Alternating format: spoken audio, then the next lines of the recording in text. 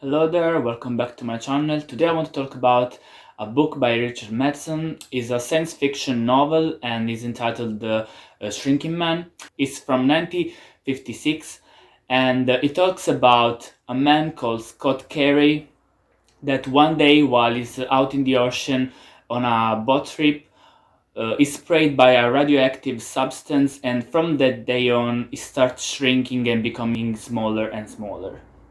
So this book is very interesting. I loved it more than I Am Legend. I don't know why, because there are some elements that are similar from these two books, like the fact that they both talk about loneliness and the loss of our beloved people. But at the same time, there was something more that I found in this book, more sufferance. The one that I felt was missing in a way in I Am Legend. In this book, I think is dealt in a deeper way, and that's why I found it more interesting and emotional in a way as well. So this book is not written in chronological order, because what Richard Madsen wants to do with this book is to show us at the same time when Scott Carey is already really small, so the process of shrinking is already going forward, and at the same time show us how it all started and how this progression in this process of shrinking went on during the time, because this story actually takes place in a vast period of time, so I think it's months, and it's very interesting to see the dynamics between this man and his family and his colleagues, his friends, and the people that know him, and also the media, because obviously is something that is spectacular and that people wants to talk about. So of course he attracted the attention of media as well, and at the same time to see how all these aspects affect his emotional life and his personal life. All the story basically takes place in the basement. So the story starts in media res, where we see already Scott in the basement. We don't know how he ended up there, but he is there and he's trying to survive because he's already really small. So it's very difficult to survive in this basement that is damp. There is not food because what he finds around are what was left before he started shrinking so much, and he was confined there for a short period of time when he wasn't that small, because they wanted to hide him from the media and from the people that wanted to see him, because they consider him like a freak. And what happened in this book is that we see how he tries to survive in this basement, and how he tries to survive from a huge enemy that he found in this basement, that is a black widow spider.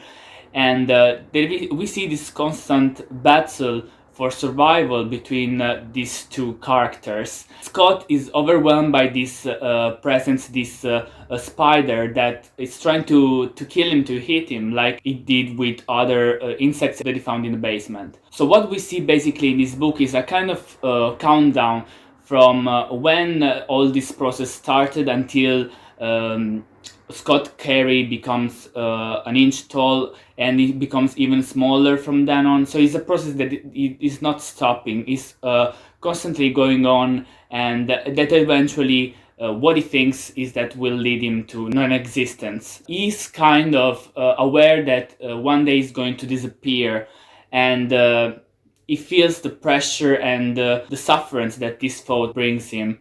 The fact that he's losing his family, because given he's so small, they lost traces of him. They can find him anymore, so they don't know what happened to him, and they presume that he's dead. He wants to get in contact with them again, but of course he can't, because he's so small that they can't see him, they can find him. And this is a crucial aspect of this story. We see how the dynamic between him and his wife changed as soon as he gets smaller and smaller, because at the beginning his wife Lou doesn't believe that this process is taking place until they are told by a doctor that this process is irreversible, so there is nothing that they can do about it, and they can help but see him shrinking more and more. And eventually when he becomes smaller at a certain point he becomes also the size of a child, and there is also that the intimate aspect between him and his wife that is erased from his life. So given he's so small that he's almost like a child, there is not this intimacy that there was before with his wife, and it's an important aspect of his life that is lacking. This book reminded me a little bit of the story of Benjamin Button in a way, because in that book you see how Benjamin Button started as an old man and then slowly became a child and then he disappeared. And it's almost the same with this book in a way. It's not the same process because Scott Carey wasn't born as an old man. Of course, this is something that takes place when he's already grown up. But there is the same process of becoming smaller, and the dynamics that changes in his life, especially with his family. In fact, what we see in this book is something that I also found a little bit in I Am Legend. There is the loss of this family that is the main core of his life, and also we see how this man feels like is dehumanized in a way, because he as he gets smaller he loses the respect of his daughter that is 5 years old, and also the fact that his wife started treating him like a child, and so these dynamics changed in this family. And we see also that the image of man that they have, the vision, was that he was the one that was supposed to support financially and economically the family. And given is becoming smaller, he of course eventually loses his job. He can't do his job anymore. So all the pressure is on his wife that has to find a job and help this family to go on. But at the same time he feels like he's emasculated in a way, like he's losing that important aspect of his life that was to provide and take care of his family, and he can't anymore. And also the fact that he's shrinking and becoming smaller than his daughter, that he's already really young and already really small. She almost consider him like a toy in a way. This make him understand that as he will go on and he will become smaller and smaller, they will kind of drift away more and more. So eventually, not only they will become physically distant in a way, but also emotionally distant, because there won't be the same relationship that there was before. So we can see how this book deals with those aspects of mankind that often are buried deep inside, because no one wants to be seen as weak. So we usually tend to be seen as strong. In this book also, Richard Matheson introduced something that I never seen before in a book from those days, because I read some other books from the 50s and the 60s, but it's the first time that I encountered this topic, and it is about pedophilia. There is an episode in this book where Scott is so small that it resembles a child, as I already said, and while he's walking on the street, a man picks him up on his car and start molesting him while he's in this car. So this was something that really surprised me in a book that was from that time. I found this something that was like good to talk about, because at that time there were also child molesters, but probably no one was talking about them. It was a good thing that Richard Mason started talking about it, because he put the light on a problem that no one, that was swept under the rug, so no one was talking about and was hidden, and that only after a lot of time these kind of stories came out. There have been in the past a lot of people that suffered child abuse, and that only after a long time, when they were already grown-ups or very old, they had the courage to talk about these issues. And the fact that Richard Madsen talks about this in a book that was from the 50s, where society was seen in a totally different way, and these things were not talked about, they weren't a thing. Is something that is avant-garde in a way, because he probably was one of the first to talk about these stories.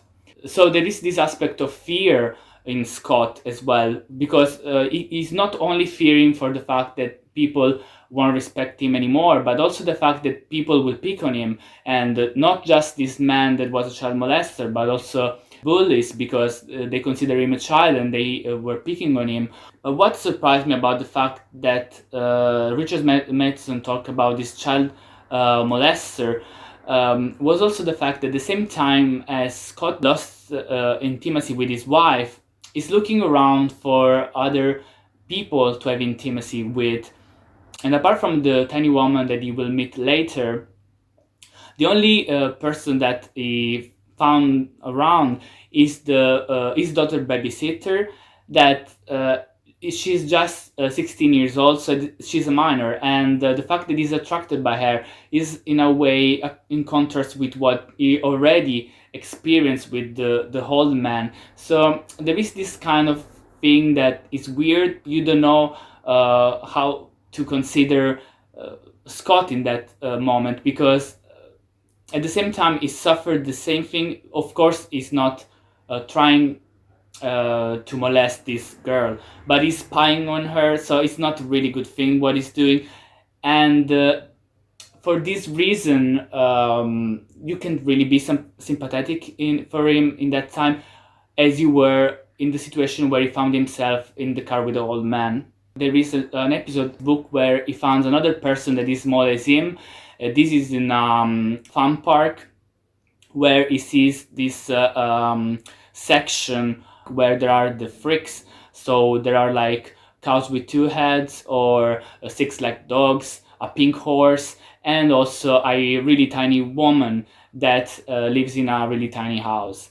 And when he goes into this house, he feels the hope again of feeling a man, because he can sit on proper furniture without sinking on them, and feeling the size that is at that time. And also this woman tries to reassure him and tries to make him understand that not all hope is gone, but at the same time she realized that this destiny is different from hers, because she is small, but she will stay small the same size as she is. And in a way is a much harsher destiny for him, because eventually what he believes is that it's going to disappear for all humanity, and it will become nothing.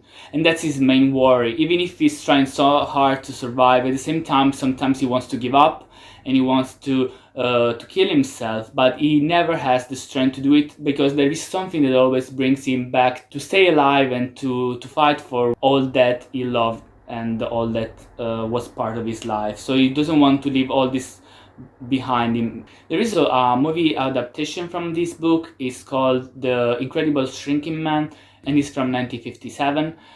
And I haven't seen this movie. I've just seen the trailer, and the trailers stated that the movie featured fantastic special effect, and for that time that is true, because they were really good for that time. But I think that if they wanted to do a movie nowadays, it would become much better, and it would be an interesting take on this story, because apart from that movie adaptation, I haven't found other. There is another one from the 80s, but the main character was a woman, not a man, and it was not like a drama, but more like a comedy. But apart from these two adaptations, there is nothing that I found recently. There is a comic adaptation that was published by IDW Publishing in 2015. That is like a mini series in 4 parts. But these are all the things that I found in Wikipedia. That's how I found about this connection with other medias and other resources for this book. But apart from that, I didn't find anything else connected to this book. So it would be a good thing if someone decided to do a movie adaptation now for this masterpiece. Even if more people like I Am Legend, I don't know why, but I loved more this book, and I highly recommend you to read this one because it's very, very interesting, and I loved it. I really enjoyed it reading it. So this is all I can tell you about this book. I hope you enjoyed this video, and I hope you will give it a read to this book.